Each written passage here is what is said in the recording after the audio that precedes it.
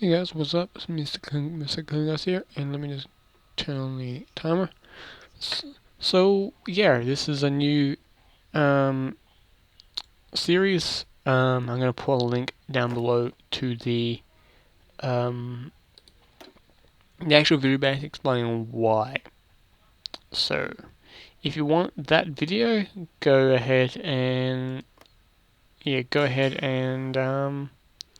watch it first before you might want to watch this. But if you have watched it, awesome, good job, you're up to date on many of the series. So what my goal is to build an army, or basically play Austria-Hungary, and try and do better than historically, and that'll be easy because historically the Ottoman Empire, so like historically this nation just did terribly during World War One. It was one of those nations that just did not try hard enough. And to say in one regards, I had one stupid leader. His name is Conrad von Hotzendorf. If you know him, you know how terrible this guy was. Not gonna be using him. Nope, nope. I don't want to put shame on my soldiers. like when they're in hell, they're like, sorry, in heaven, like when they're saying, "Who led you?" Von Hotzen. What was that?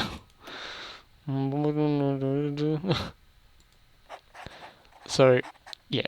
And what I also want to do is get Italy and also Romania into the Central Powers. There is a way with one of these national. Actually, it's two national focus for each of them. One's like for Italy is give South Toronto and cool. Yeah, I'll show to him as well because I forgot he was doing a series. But anyway, so yeah, so basically it gives like South Toronto and also like East Central to the Italians, and also give Barovina to the Romania. So where are these two places? Well, Bariv, not gonna try. Borovok, like Kulovina. Sorry if I butchered that. It's there, and also south, um, like a Traro, right there, and Easterina is here.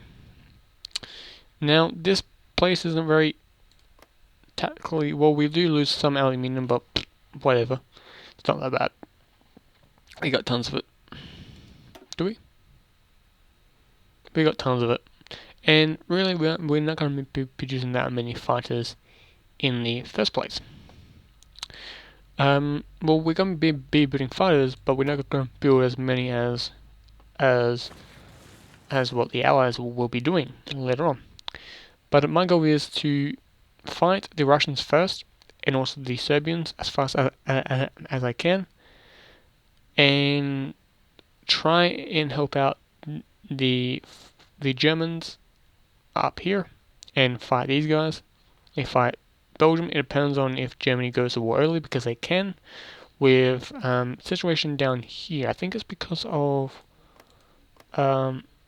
this country here. It's because Germany classifies this as like a free state, but France doesn't, or something like that. I forget exactly what happened, but Germany can always declare war early. That can always be a problem, because then Italy will not, maybe won't join us, same as Romania. Romania is an interesting nation to really think about, because Curran the First is German. So I think was he German, or was his wife German? I forget exactly. But one of those two were German, and they had problems with not not align themselves with the. I think it was because I think Germany called them a traitor because of stuff like that.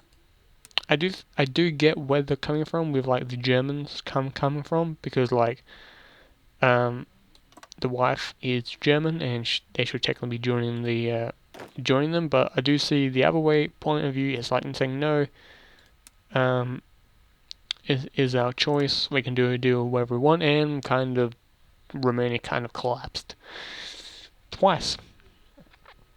In 1915, so 1916, they just surrendered this week, 100 years ago. So like they haven't surrendered by your Budapest or like your Budapest, like a Puresta, just this capital here, fell this day 100 years ago. So yeah, because of the Great War Channel. I'll link that down below, by the way, if you guys want to check that out. But anyway, let's go ahead and let's start setting things up. So we do have 150 political points because of this. Most managers get this from the very beginning. So what we're going to do is we're going to be doing this one first, because this one we can do it while Italy is at war.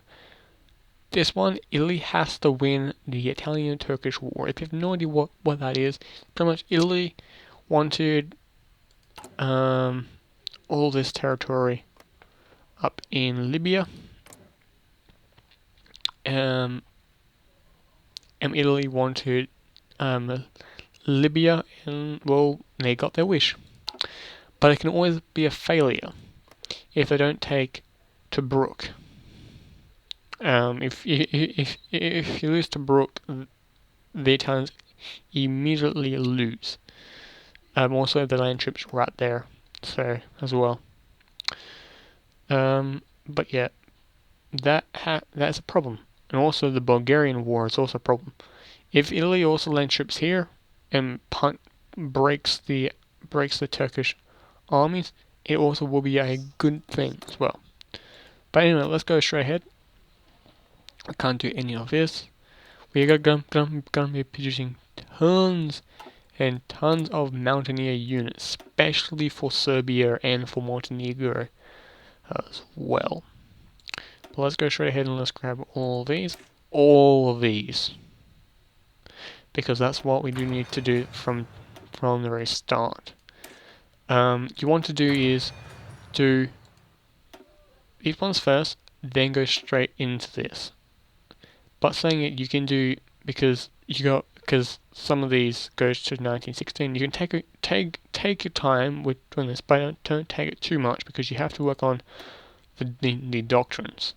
Doctrines in this mod is extremely important, especially for countries like Germany, Austria-Hungary, Russia, even France.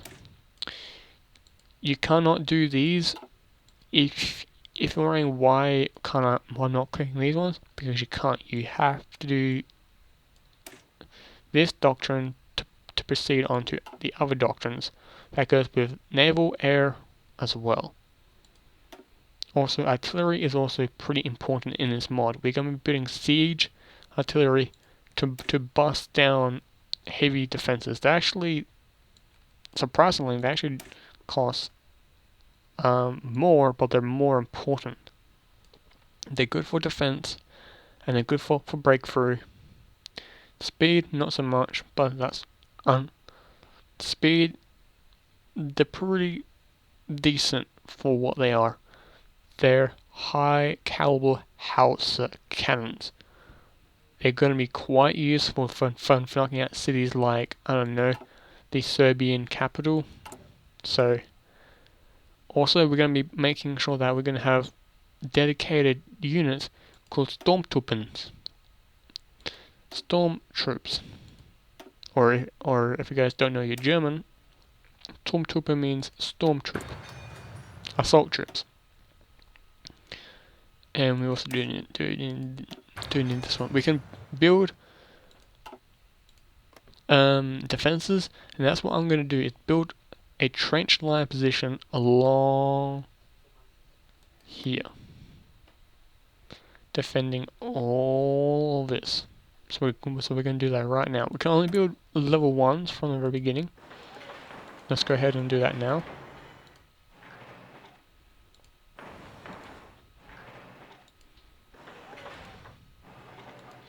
This is important as well. Naval dockyards, that's fine. I'm only gonna be just submarines for Mediterranean because that's what mainly we're gonna be focused on anyway. And submarines or potato cruisers. You get different ships because this is where ships became different.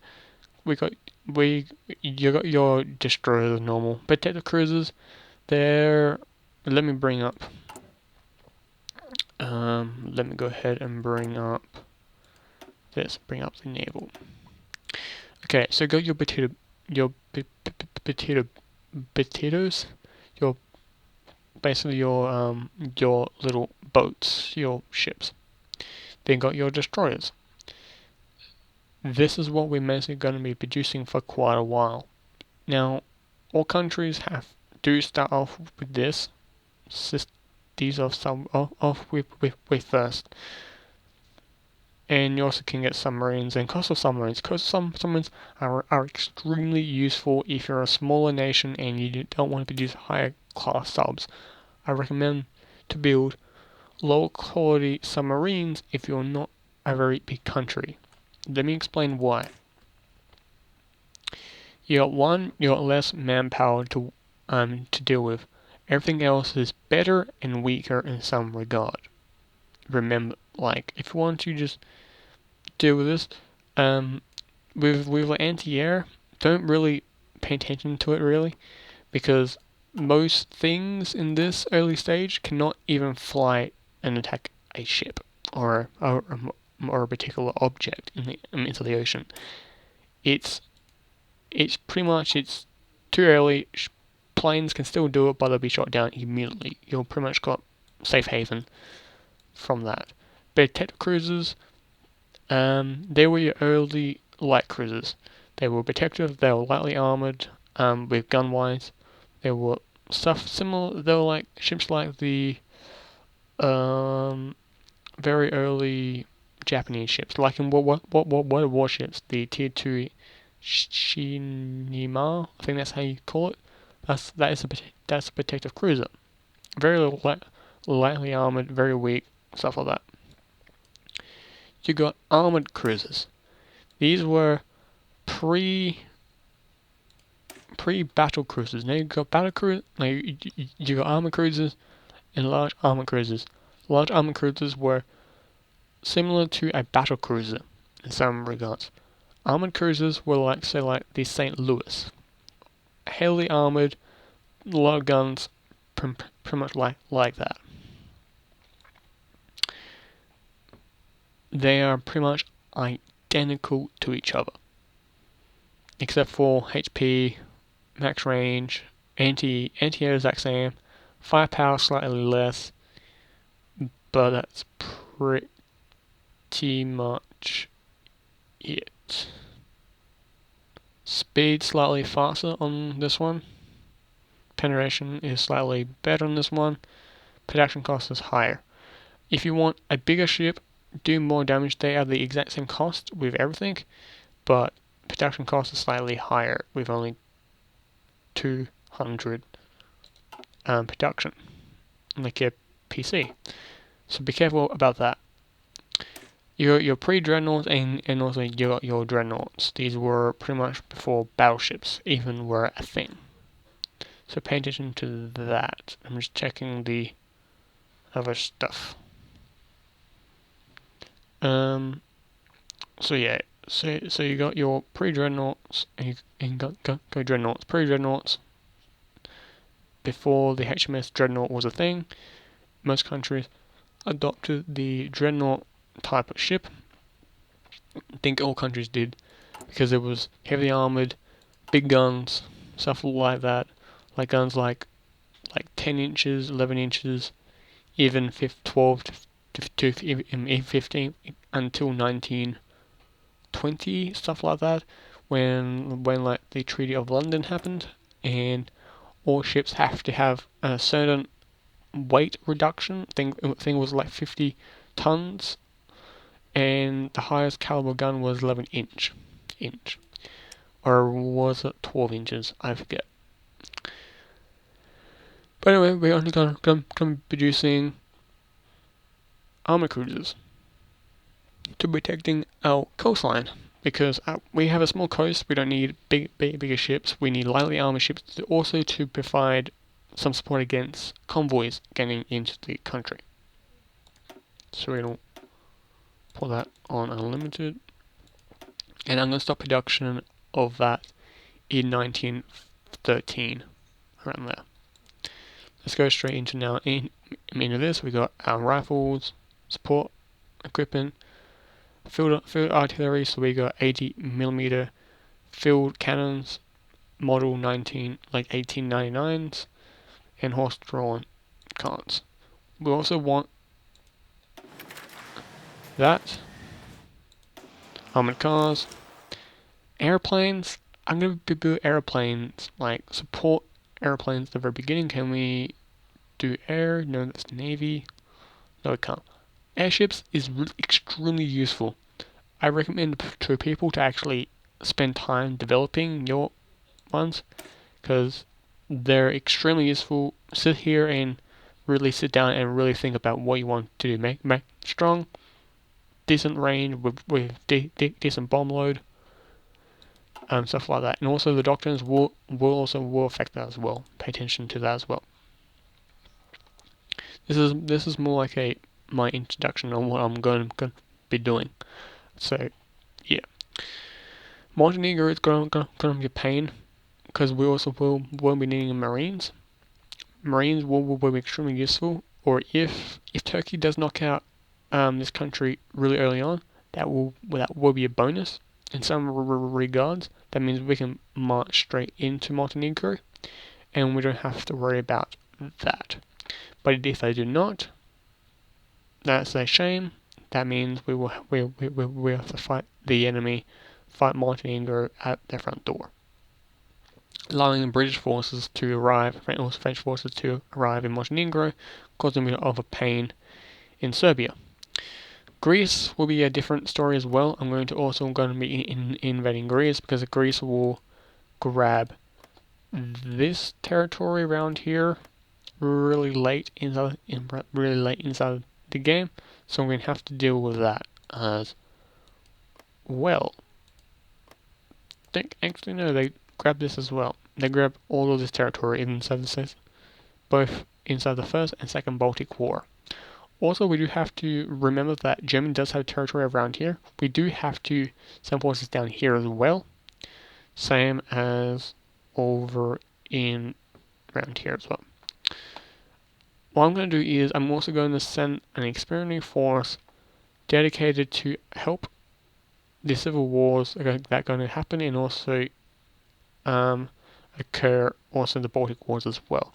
Try and get our friendship up with Bulgaria.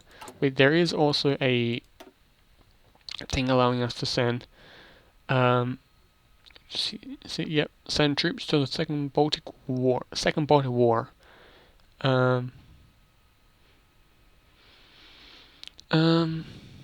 Malice, Ottoman Empire, Austria. Okay, we get better relationships. Send military advisors, pretty much to teach them, and also to get reports. We're going to be doing that. Also, we're going to be doing is this line here, the military focus. There is no fascist thing for Austria-Hungary, because by this point you would probably be dismantling Austria-Hungary if you went down this line. Most people do not do that. What I've seen, they simply went down the other route. We're going to be doing is defending the Balt. We're going to be defending. Where is it? Where is the Russian front? Can we fortify the Russian border? We're going to be doing this one, and also defending the Baltic region, like where we already put our trenches. This be level 2 trenches, that'd be great. Stuff like that. But let's go into renewing this because we get better bonuses with both Germany and also with the Italians. We're gonna have to go into this one when the war does break out, and we're going to do this one. We're going to go into where is it? We don't need that one straight away. Into where is it? Silent workhorse. Also, we do have some military factories left. We're also going to be reducing like certain planes, and also not going to be doing them just quite yet. I'm going to. I should have grabbed an air person because they're more oh no, we can only grab the military one. But who leads this one? Max Rolf. Okay. But we need more rifles, more support artillery. So some more support. Let's grab that one. Pretty much, we're going to be going heavily in infantry and also armored cars. Armored cars are extremely useful against Russia. They are extremely useful, especially if you modify them. If I go into here, you can see Sturmpanzerwagen. Oh yeah, so yeah, Sturmpanzerwagen. This means storm armored vehicle.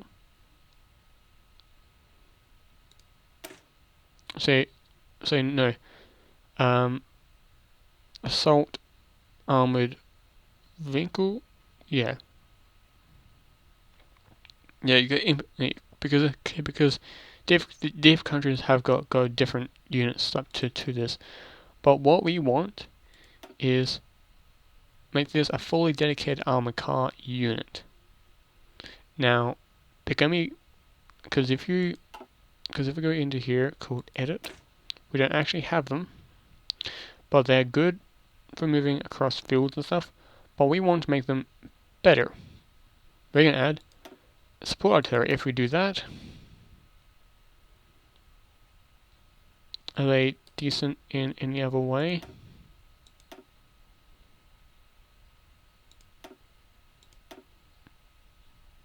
I don't see any change. What if we add that? Also add, I don't know, maybe some artillery. Well, we can actually do this, so it's kind of scary. But what if we only add artillery?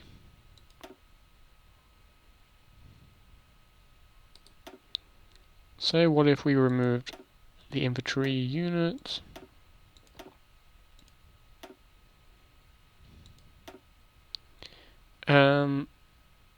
We would actually be good at attacking forts.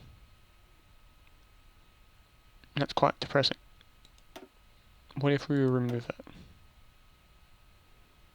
What if we add? Anyway, artillery, heavy artillery, heavy artillery, heavy artillery. Attacking force is 15.7%, but everything else is pretty low. But anyway, I'm not gonna be doing that. But anyway, guys, thank you guys so much for watching. If you guys want to see more of these, please let me know in the comments below. If you wanted to see more content, hit that subscribe and also hit the notification button. Also down below, that little bell symbol, hit that, and if you click on the send me notifications when I upload content, it will show on your homepage, on the YouTube main homepage. It will say recommended videos, and it will show you my new content, like my new videos. Yes, I upload 2 videos every Monday, Wednesday, and Friday. So there you go, and stuff like that. If you guys want to see more of that, just hit that little subscribe button. It lets you guys know I upload content. But anyways, as always, ciao for now.